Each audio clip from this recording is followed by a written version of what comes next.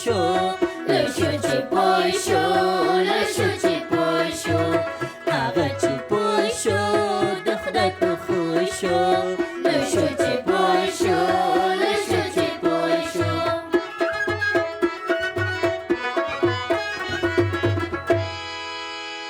قدرمنو اوریدونکو، آیا داسې کېدای شي چې په ټولګي کې د شیانو مشاهده یا کتنه او د هغوی په ډلو او کټګوریو ویشل پلی شي؟ نو د سلام په ویلو سره نننی پروګرام چې په همدې اړه دی پیل کوو. لومړی ستاسو پام د یوه کارپوه مرکې ته را اړوو چې د مشاهدې او کتنې او هغه په ډلو د ویشلو په ارزښت غږېدلی دی. د دغه میتود په حواله شاګرد کوي شي چې حیوانات او یا ټول موجودات طبقه بندي کی او ورپسې به تاسو ته یو نمونه‌یي لوست وړاندې کړو چې زموږ همکار برابر کړی او په هغه کې د ښوونکو ځینې اندېښنې اوارې شوي دي. ښوونکي صاحب دا ډبې مو د څه لپاره راوړي؟ د شیانو مشاهده یا کتنه او هغه په ډلو ویشل دوه مهم ټکي دي چې د ساينس کارپوهان په هغه ډېر ټینګار کوي. د دې لپاره چې زده کوونکي څیزونه په عملي ډول وویني او هغه په ډلو وویشي، نو لازمه ده چې نوموړي پړاوونه له پیله زده کوونکو ته عملي کړي. په دې اړه محترم محمد رفیق مصلی داسې وایي: محترم استاد، ستاسو په اند په ساينس کې د څیزونو کتنه او هغه په پړاوونو ویشل څه ډول فعالیتونه دي؟ دا خو یو میتود ده چې خپله ده د مشاهدې میتود او دغه چې موږ تاسو ورته تقسیم بندي یا طبقه بندي وایو. دا نو د مشاهدې د بخش یا برخه ده چې شاګرد بینایی حس په واسطه نور حواس په کار اچوي او په دې وسیله دوی اهداف ته رسیږي. د مثال په ډول موږ ویلی شو چې مثلا سیند که موږ وغواړو شاګردان ته وښیو، دوی د دغه لیدلو نه یو خو دا زده کوي چې سیند څه شی ده، بل د سیند جوړښت سره هم منځته راځي. مثلا بعض سیندونه اوبو رنګ بل رقمي، د بعض سیندونه مثلا صافي، د بعض سیندونو د دې شګلنه اوبو لري. دې ته داسې احساس پیدا کیږي، داسې مفکوره پیدا کیږي چې ممکن کوم شی به سبب شي چې دغه حالت د اوبو کې پیدا شوی ده. دا ټول د شاګرد ته چې مثلا ساحه کې وړو، دې ته د شاګرد فکر دومره انکشاف کوي چې حتی د دغه خواصو په درلودلو سره دې ته یو قسم مفکوره پیدا کیږي. نو ستاسو په اند دا به سمه وي چې زده کوونکي دغه دوه مهارتونه دواړه یو ځای سره زده کړي؟ بعض وخت خو د درس په موضوع پورې اړه لري چې څه وخت د طبقه بندي د حیواناتو د زده کړې. دا مشاهدې یو میتود ده او د دغه میتود په حواله شاګرد کوي شي چې حیوانات او یا ټول موجودات طبقه بندي کی، ولې چې هغوی په خپل سترګو ګوري. د دغه کتلو په واسطه د شاګرد د کنجکاوي حس پاریږي او تحریکیږي او شاګرد دغه حالت چې په یو هیجان او علاقه سره ویني دا هیڅ وخت یادای نه وځي. مثلا که یو وخت کې شاګردان سیر علمي ته بوزو او شاګردان د نباتاتو د کتلو لپاره چې دوی مثلا موضوع په صنف کې لیدلی، بیا زی دی په ساحه کې د نباتات په خپل سترګو ګوري. د ښاغلي مصلی په وینا که زده کوونکي لومړی شیان مشاهده کړي، یعنی هغه په عملی ډول وویني او بیا هغه په ګروپونو وویشي، نو به کولی شي چې د هغه په خاصیتونو وپوهیږي او په دې برخه کې به د دوی لیوالتیا هم د لوست سره زیاته شي. درنو اوریدونکو، په ښوونځي کې تدریس داسې کیږي چې لومړی خو نوموړي مهارتونه چې مشاهده یا کتنه او په ډلو ویشل دي په ټولګي کې ترسره کیږي نه، او که ترسره هم شي نو د کتاب له مخې نه د درسي موادو په بڼه کار اخیستل کیږي او بیا په زده کوونکو باندې په کتابچو کې کاپي کیږي. په داسې تدریس کې زده کوونکي نشي کولای چې په لوست ښه وپوهیږي، خو د دې لپاره چې زده کوونکي د لوست په مفهوم وپوهیږي، نو باید په ټولګي کې د نوموړو پړاوونو څخه کار واخیستل شي په دې حال کې به هم د ساينس لوست د زیاتې پیچلتیا څخه ووځي او هم به د زده کوونکو لیوالتیا د لوست سره زیاته شي. خو ځینې ښوونکي داسې اندېښنې څرګندوي چې درسي ساعتونه لږ دي او هغوی نشي کولای چې دا 2 مهارتونه په ټولګي کې پلي کړي. د دې ستونزې د حل لپاره مو یو نمونه‌يي لوست برابر کړی دی. ښوونکي صاحب د نن ورځ خو ټول تصویرونه دي او تصویرونو ته نمونه هم نه دي لیکلي. د نن لوست چې ستاسو د کتاب په لومړي، دویم او درېیمو مخونو کې دی رښتیا هم تصویرونه دي او نمونه یې هم نه دي ورته لیکلي. نو دا به څنګه زده کوو؟ لکه دغه نور لوستونه مو چې زده کړل دا به هم زده کړئ، اسانه دی. ښوونکي صاحب دا ډبې مو د څه لپاره راوړي؟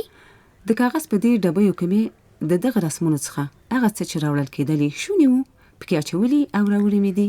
دا د دې لپاره چې تاسو یې وګورئ، ښه سوچ پې وکړئ او وروسته یې طبقه بندي کړئ. دا دی زه به دغه ډبی پرانیزم. رښتیا هم د دغه ډبې په منځ کې خو په پلاستیکونو کې میږي، مچ او شاپرک دي. ښوونکي صاحب دا پلاستیکونه دې ورته ولې سوري کړي؟ خو دا که سوري نه وای د ژوندي په کې مړه کېدل. هو مینې ګلې، غیرت سم وایي. دا مې د همدې لپاره سوري کړي چې مړه نه شي.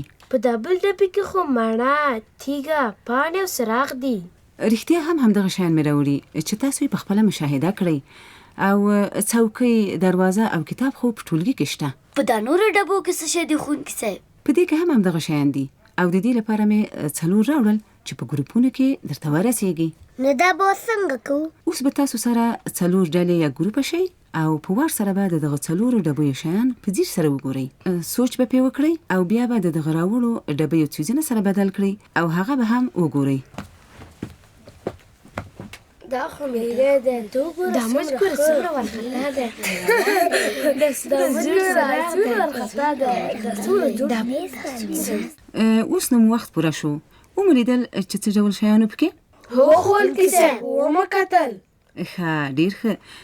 چې ومو کتل نو همدغه شیان او په کتاب کې دغه نور رسمونه په ډلو وویشئ. څه ډول یې په ډلو ویشو؟ دغه ټول څیزونه چې مشاهده مو کړل او یا مو په کتابونو کې ولیدل، له دوی څخه ژوندي به په یوه ډله کې لست کړئ او غیر ژوندي تر بیل او په جلا ډلې کې به یې لست کړئ. په کتابچو کې ولیکو؟ هو مینه ګلې، کتابچو مو پرانیزئ او په خپلو کتابچو کې د یوې پاڼې په منځ کې یوه کرښه وکاږئ او یوه او بله خوا یې همدغه شیان په ګروپونو وویشئ.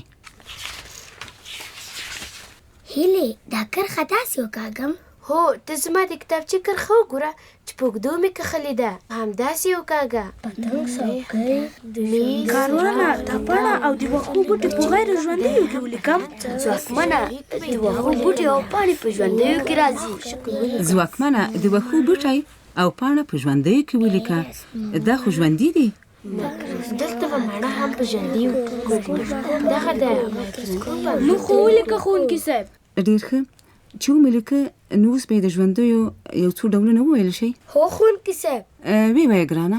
لکه مچ، میږی، مرغۍ، غوا، ماهي. ډېر ښه. تا بیخي سم لیکلي. او اوس به د غیر ژوندیو ډولونه څوک راته ووایي؟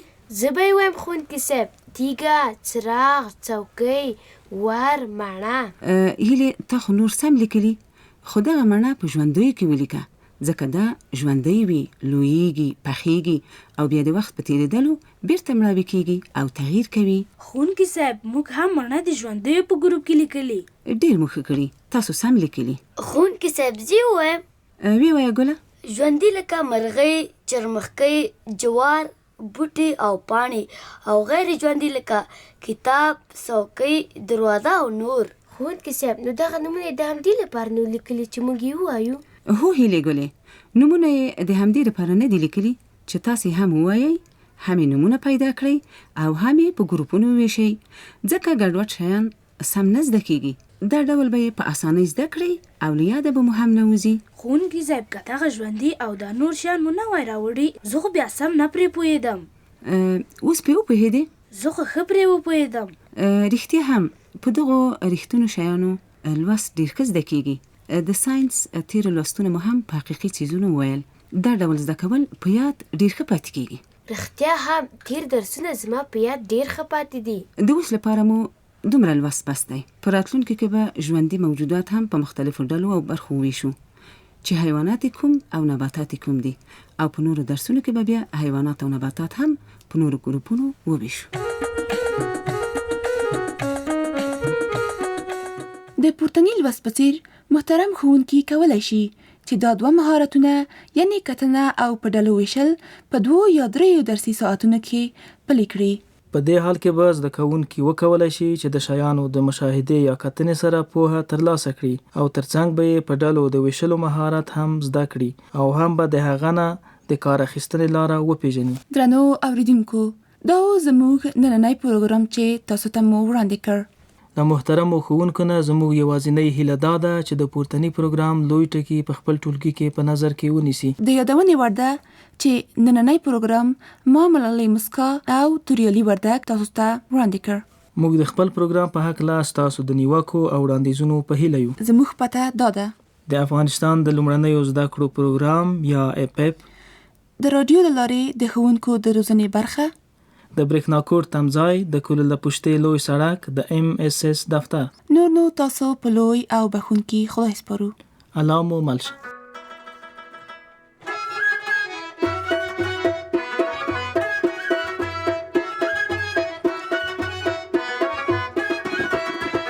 هغه چې پوه شو د خدای په خو شو، له شو چې پوه شو، له شو چې پوه شو، هغه چې پوه شو د خدای په خو شو.